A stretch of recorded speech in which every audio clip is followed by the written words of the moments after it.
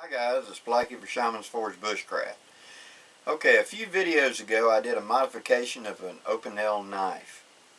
And I enjoyed that project, and it's because I always wanted to combine my number 10 and my number 12 because of the functions that I use for each. Rather than carrying the two knives, I would combine them and make one tool. If you haven't seen that, refer back to my video and it'll be Opinel Knife Mod, something like that. Not many videos ago. Well, I had originally talked about putting a saw blade into it, and many people was encouraged by that and have since asked me, how about that saw blade? So, because I'm here to help everybody, okay, we're going to go to the next step. We're going to put the saw blade in there. So here's what we've done so far. As you're already aware, we took the Opinel number 12 that had the Opinel number 12 blade in it, which is this size. Then we took an Opinel number 10, which is this size, and we combined those two blades inside of the number 12 handle, like so.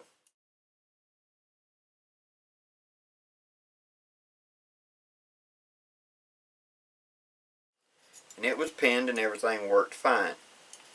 And there were a few little shortcomings that I explained that for troubleshooting for anybody wanting to make the modification. But the saw blade that I had was too narrow. And what I mean by too narrow is you have a locking collar up here. And this collar, the blade itself was physically narrower than the lock. So you rotate it, would sit there and rattle. It was just too narrow. I didn't at that time have a blade. I have since been looking and I have found a blade. Now the blade in question is a, pardon me, Blackie has grown old. It is a DeWalt, and the number of this blade is DW-A4186, 14 to 18 teeth per inch, bimetal metal cutting DeWalt 2 times stronger blade. There it is in all of its glory. I think it was like $3. Now, why I chose this blade. You may prefer to get a saw blade that is a wood cutting blade and put into it. You could possibly take a blade for like a cross-cut saw or something like that, or a bow saw, and cut it off and reshape it and have a blade like this.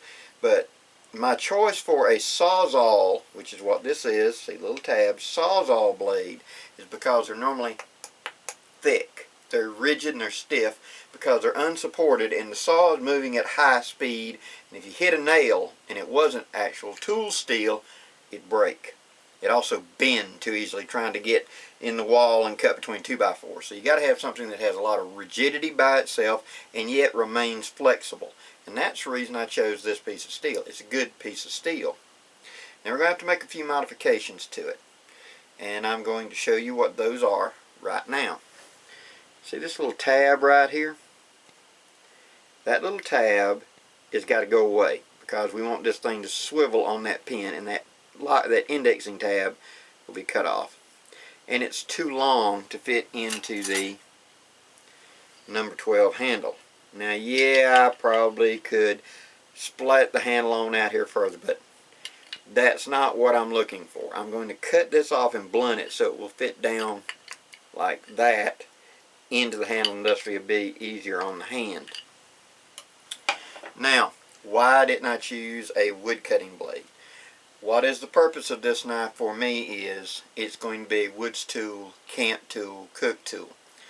These serrated blades like this with this fine metal teeth on it are perfectly fine for notching wood, which is 99% of what I'll be doing with this. If I need to truly saw wood, I have a wood cutting blade on my Swiss Army knife that would do a better job. And I've got an actual saw, folding saw, for real work. What this is going to be used for is for making traps, snares, using the side of it to grate hot chocolate, notching, things like that where I need a saw blade. Not when I'm actually going to be building a cabin or something, okay? But stick with me, let me adjust the camera, and we're going to get started with the operation. Be right back, guys.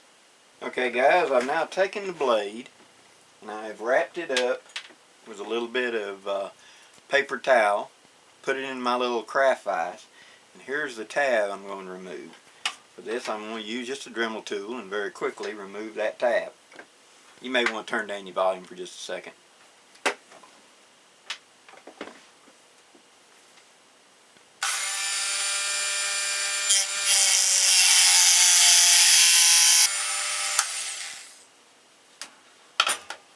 Okay, now we take a file and just knock the burr off of it.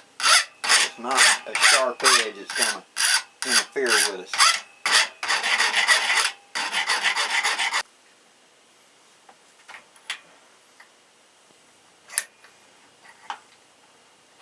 Okay, now this part of the blade has to go away. So I'm going to trim it off the same way I did the other.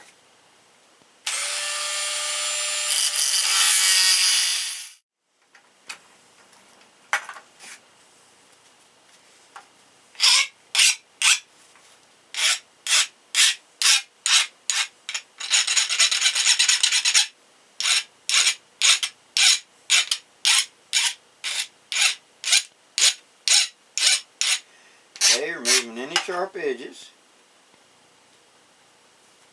because it's very easy. One of them little grinders, like a wire edge, is going to cut you.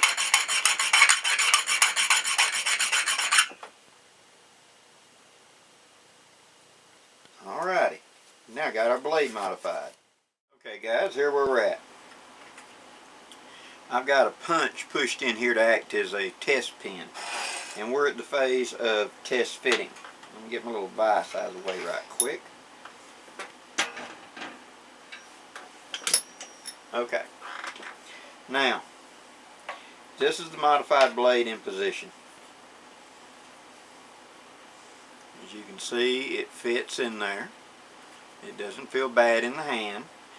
I could inlet it deeper, or I could grind off more of this back, but at the moment it seems alright to me for what I'm going to be using it for. It's a big knife. I intend to use it like a big tool.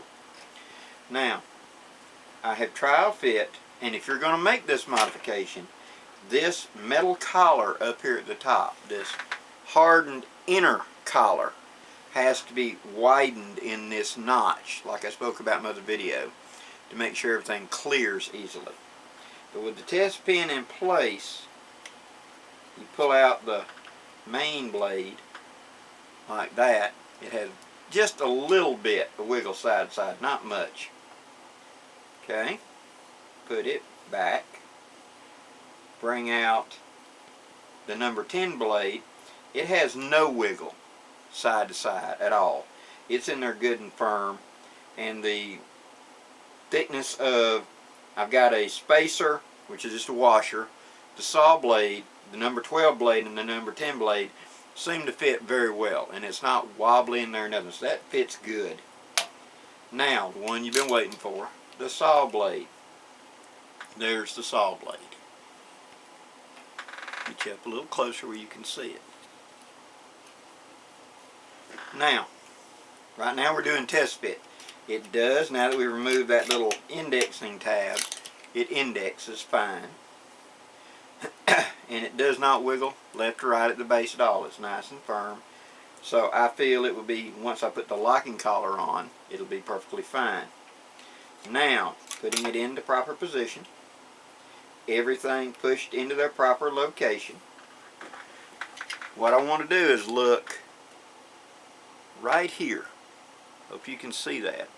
But each one of these blades has a notch at the top, and that's where that locking collar is supposed to rotate around. As you can see, I hope you can see, that saw blade is sticking up a pretty good bit right there. And so I need to notch that down to fit. But since my locking collar, and here it is, I've already modified it to accept the two blades and go around. This angle was kind of free-handed, and it's not an exact taper.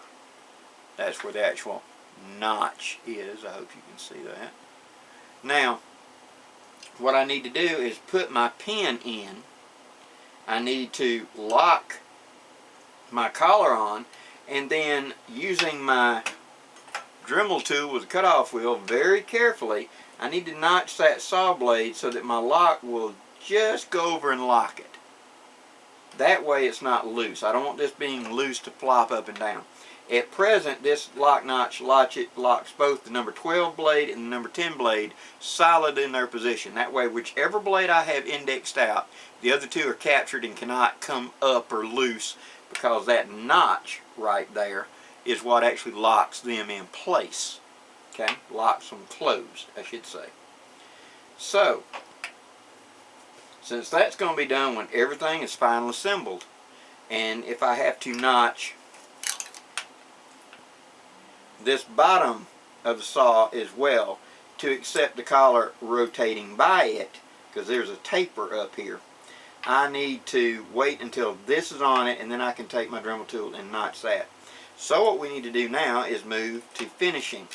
I'm going to put another coat of stain onto the handle, and I'm going to fulfill a promise that I've been promising for the last several years to you guys.